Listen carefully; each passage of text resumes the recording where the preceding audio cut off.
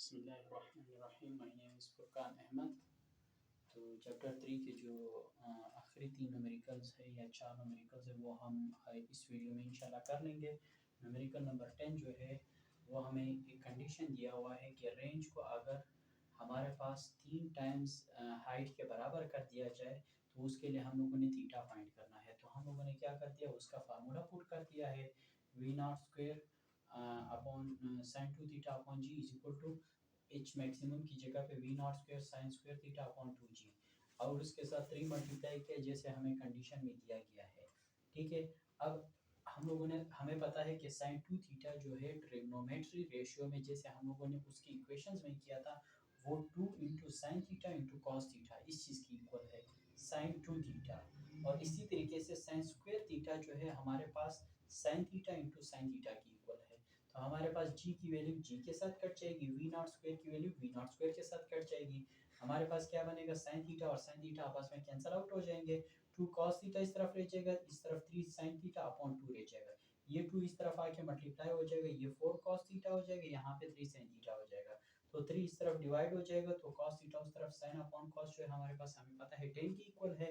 तो tan theta is equal to 1/3 1/1.33 हमारे पास value आ जाएगी। अगर हम थीटा की वैल्यू निकालें तो टेन को उस तरफ लेके जाके हमारे पास टेन इनवर्स हो जाएगा, जो टेन इनवर्स ऑफ 1.33 जो है हमारे पास 53 एंगल के बराबर है। अब न्यूमेरिकल नंबर 10 की तरफ आते हैं। Numerical number 11। न्यूमेरिकल नंबर 11 में क्या कहते हैं कि अगर रेंज में हम लोग थीटा में जो एक्सटर्नल एंगल हम पुट करेंगे वो प्लस कर दें या फिर उसको माइनस कर दे तो क्या उन दोनों में फ़र्क रहेगा या नहीं रहेगा, क्या वो दोनों फ़र्क उसमें आ जाएगा या नहीं आ जाएगा, इस चीज़ को प्रूव कर दो।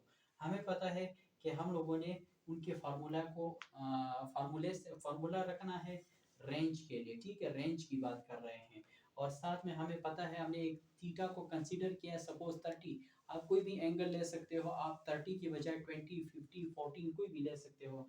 हमने थीटा की जगह पे 30 लिया है तो sine V naught square theta sine 2 theta upon ji is equal to V naught square sine 2 theta upon G. अब थीटा की जगह पे हम लोगों ने लिखा है theta plus angle plus theta, जो थीटा हमें 45 हमारे पास मैक्सिमम रेंज के लिए है ना, तो उसमें 30 प्लस कर देंगे जो हम लोगों ने कंसीडर किया कोई भी थीटा है, यहाँ से 30 माइनस कर देंगे। ये जब 30 प्लस कर देंगे ये 40 75 हो जाएगा और जी आपस में कैंसल आउट हो जाएंगे। इस तरफ 75 हो जाएगा, इस तरफ 15 हो जाएगा। ये जो 2 है वो 75 के साथ मल्टीप्लाई करके 150 बना देगा और इस तरफ जो है वो 30 बना देगा, इस तरफ जो है वो 30 बना देगा। तो साइन 150 जो है हमारे पास 0.5 की इक्वल है और साइन 30 भी हमारे पास 0.5 की इक्वल है। तो left hand side is equal to right hand side, ये हमारे पास प्रूव हो गया। जो कंडीशन हमें दिया गया था तो उसके मुताबिक हम लोगों ने राइट और लेफ्ट हैंड साइड को प्रूव कर दिया है। अब आते हैं न्यूमेरिकल नंबर 12 की तरफ। हमारे पास रॉकेट का मास जो है दिया हुआ है वो 800 केजी है और उसकी जो एग्जॉस्ट वेलोसिटी है वो हमारे पास 2500 मीटर पर सेकेंड है और एक्सेलरेशन भी उसका दिया हुआ है। तो हमें फाइंड क्या करना है कि कितना गैस जो है वो एक सेकेंड में उससे कितना गैस इजेक्ट हो रहा है एक सेकेंड में। हमें पता है फार्मूले का कि अगर हम लोग एक्सेलरेशन हमारे पास क्या है, velocity per unit time, per unit time velocity per unit time means acceleration की वैल्यू हमें दी हुई है। तो वेलोसिटी पर यूनिट टाइम हमारे पास m इंटू वी और m इंटू वी हमारे पास बेसिकली क्या बन जाएगा, बेसिकली बिफोर मोमेंटम और आफ्टर मोमेंटम की बात हो जाएगी। अब v अपॉन टी जो है हमारे पास एक्सेलरेशन बन जाएगा, उसकी जगह पे हम लोगों ने उसको हमने वी एक्स की वैल्यू फाइंड करनी थी तो वी एक्स को इसी तरफ रहने देते हैं, डेल एम को इस तरफ लेके आ जाएंगे, डेल एम को एम ए के ऊपर डिवाइड कर देंगे। अच्छा सॉरी, डेल एम की वैल्यू निकालनी है तो वी एक्स को इस तरफ डिवाइड कर देंगे, उसकी वैल्यू पुट कर देंगे। एम की वैल्यू हमारे पास 800 है, एक्सेलरेशन 30 है और वी ई एक्स की वैल्यू 2500 है, जिसे कैलकुलेट करके हमारे पास 95 केजी बन जाता है। अब आते हैं न्यूमेरिकल नंबर 3 की तरफ, 13 की तरफ। फाइनल जो लास्ट न्यूमेरिकल है चैप्टर नंबर 13, आज इसी पॉइंट पे इसी चैप्टर उस पे न्यूमेरिकल पे खत्म हो जाएगा। वी एक्स की वैल्यू हमें दिया हुआ है और साथ में डेल एम की वैल्यू भी हमें दिया हुआ है और टी की वैल्यू 1 सेकंड दिया हुआ है। फाइंड क्या करना है, अपथ्रस्ट फोर्स, मींस यहाँ पे अपथ्रस्ट फोर्स दिया हुआ था और यहाँ पे हम लोगों ने अपथ्रस्ट फोर्स फाइंड करना था। ठीक है, अच्छा सॉरी, यहाँ पे वेलोसिटी दी हुई थी, यहाँ पे अब थ्रस्ट फोर्स फाइंड करना है। अब क्या है, हमें पता है कि अब थ्रस्ट फोर्स किस चीज़ के इक्वल है, mv अपॉन टी।